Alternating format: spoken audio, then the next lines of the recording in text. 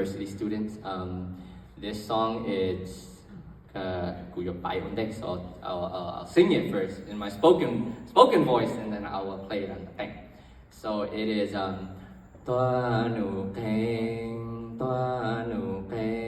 a yua chia in tu a la chan za sa in tu a la chan na pe yua ho a pe yua hai a y trong mong cứ tì a yua mu cờ đau a y mong tề viên châu yua mu cờ tơ yua cờ sở yua cờ rê yua lọ tru bê chồng mong yua lọ tru bê chồng tì yua mu đê lọ lù yua mu đê tê mu tê lọ lù sinh y ông tê lọ lù tru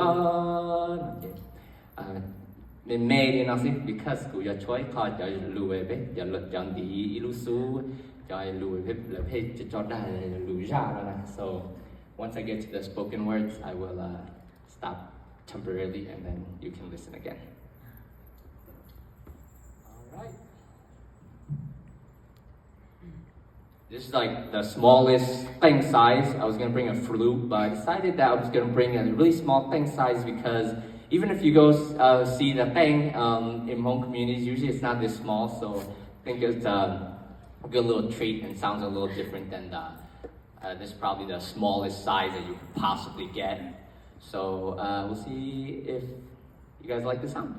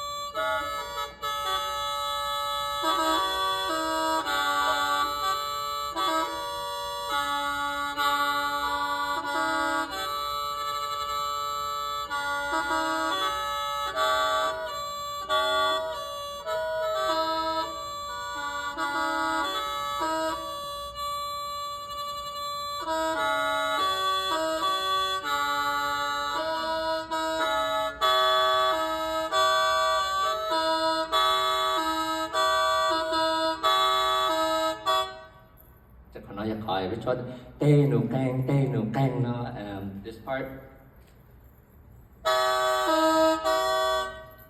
เต้หนูแกงนะจีมาตะการหลัดชดเขาเต้หนูแกงเต้หนูแกง actually try it 4 times so you can hear that repetition of those words เต้หนูแกงเต้หนูแกงตอลอเต้หนูแกงตอตอเต้หนูแกงยัวเชียอินดูลอจอนจอซาอินดูลอจอนอเราจะมาโมไฮเตอร์คอเปยัวโฮเปยัวหายอีจงcứ tì mongยัวมูเกิดดาวอีจงวิญญายัวมูเกิดดาวยัวมูเกิดchờ yoa mu cơn dây yoa là tru bê cho mong yoa là tru bê cho thì yoa mu đê là lù yoa mu đê mu tê là lù xanh chỉ bê chúa thì em một sáu tăng so I'll start that tone of thing and then you can hear the actual song.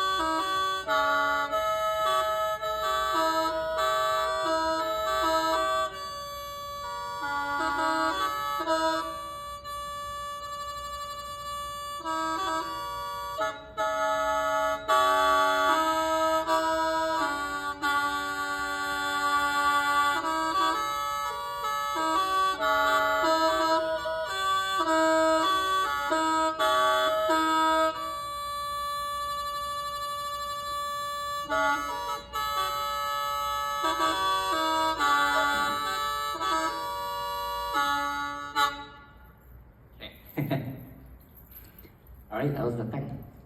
I think there's also a kind of therapeutic aspect to that and character to statements like that. And in fact, among musical instruments, we say that not all the time, but occasionally we'll say it in luta or datang, you know. Yo chia lo yo tua, che yo mu no tu yang tu chua tua mu su ai, yo te chi nyon do lu min dia te ko shia kwo li no na.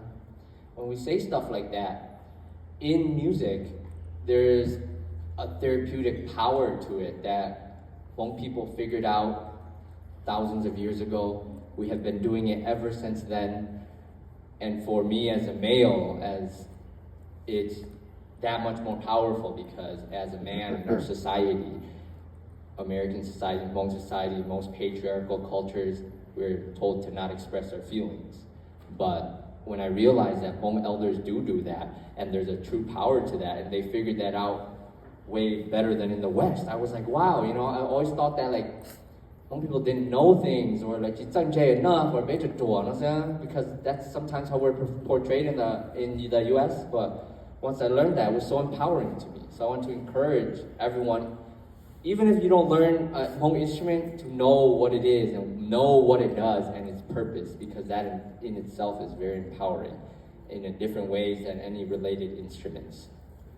So it transcends the other instruments it's related to. Great question. Any other questions? Yeah. So like, this may be pessimistic, but as someone who studies language, what do you think of the probability of the Hmong language actually going extinct? And do you have any opinions on how it'll change the Hmong community? Or I guess the Hmong culture? Yeah, do I think that the Hmong language would go extinct and how that would change the culture? And I think for a language to completely go extinct, yeah, it would be at the end of the day very sad. That does happen to a lot of languages, but I will say that I think it will be a long time until that happens, because if you rank all the languages from like most spoken to least spoken, you know, top 10 you have languages like English, Mandarin, Urdu, Hindi, German, Spanish, languages like that. That's, you know, top 10, and then, you know, there's 7,000 languages. Hmong is actually like 120, so it's actually like pretty well spoken in the grand scheme of things. I think that for the Hmong language to completely go extinct or go dormant it'll take a long time. So I think that you could say yes, but you could say yes about 99% of languages. And for in our lifetime, I don't think that concerns any of us. It'll still be here. So I think for the time being, that I used to ponder on that question a lot, but I think for us it's not relevant because Hmong will always be alive. And even if it does one day become dormant, it'll be a case study for like musical languages, for whistled languages, and linguists will always talk about how cool it is because they already are doing that. Great question. Anyone else?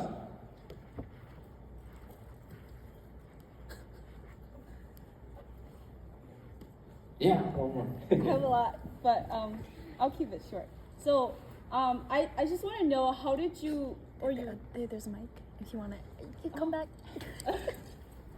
So I just want to know, how did you start, or like how were you able to find the funds to go travel and learn about Hmong instrument, and have you published your some of your finding, and where can we find those? Like where can we read those? Yeah, I'll do that in two answers. So if you want to do something like this, obviously you need money, right? I am very open about talking about money because I grew up in a household of 6. I'm the oldest. Both my parents worked overtime. They worked blue-collar jobs overtime. When I graduated college, I had $0. And how I made money is very easy. I worked for 2 years and I saved every single dime I could.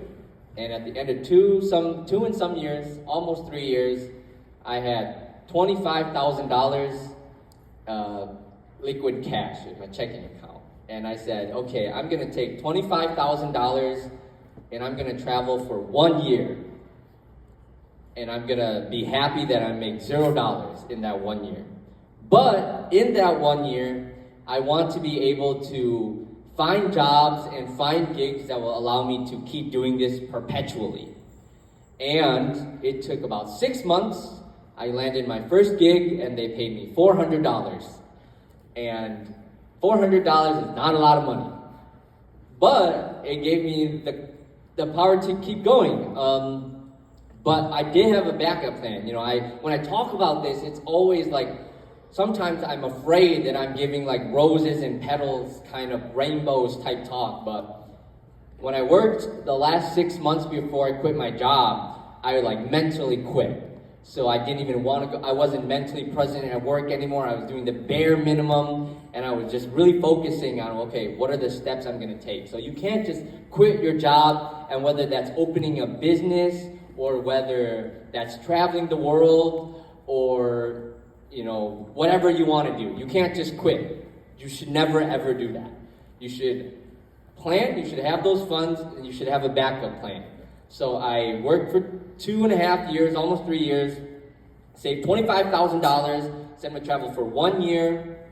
I budgeted that $25,000 out, At that time, I still had like $5,000 on my car payment. So I knew that if I came back, if I made $0, I still needed to pay my car off. So I gave $5,000 mentally to my car payment, and I said $20,000 I can spend it traveling for 1 year. So that means that 1 month I get about $1,500, and then that leaves a couple $1,000 cushion. Then I separated that $1,500 into 30 days, and I said, every day I could spend $50.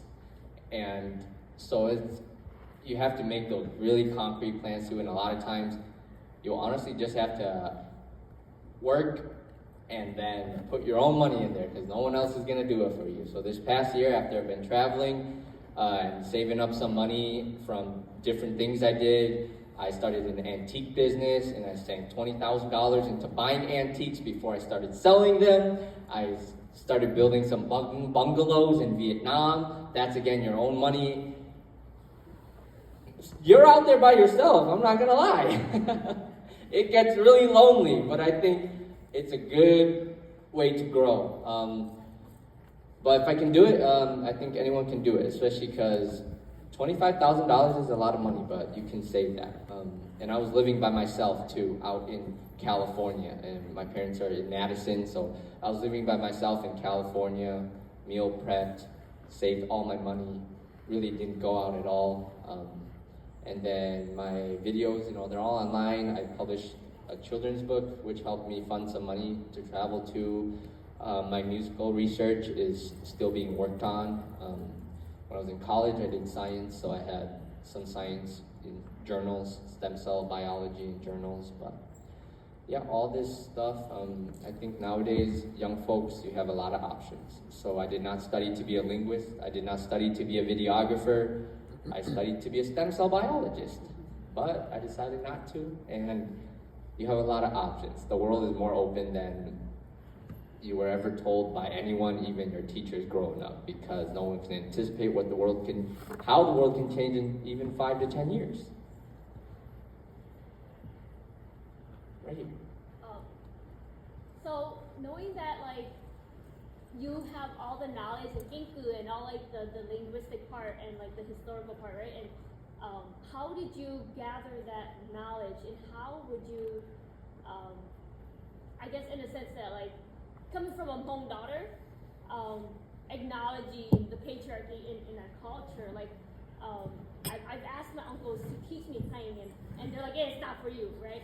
So how do you think we would go past that?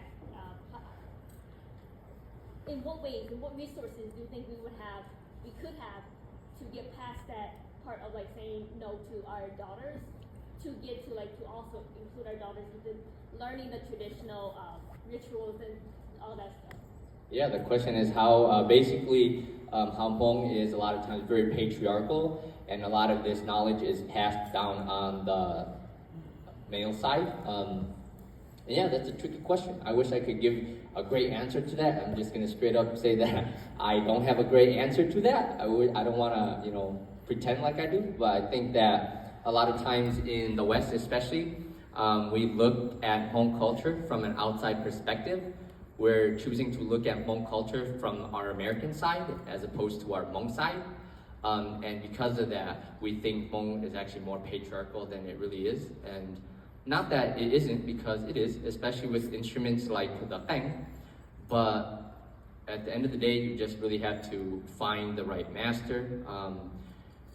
For me, I always wanted to learn Neng. My parents said that they never wanted me to learn. My dad actually said to me,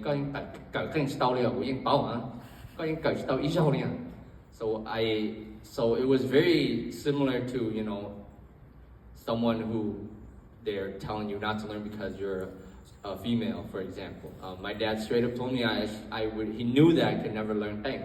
So I flew to Laos and I found a Neng master by myself and learned. And of course, it's easier for me to do that as a male. That's undoubtedly true in the Hmong community. But as I traveled more, I did realize that there are a lot of Hmong communities where, for example, Ruta is more feminine, or Danja would be more feminine, for example.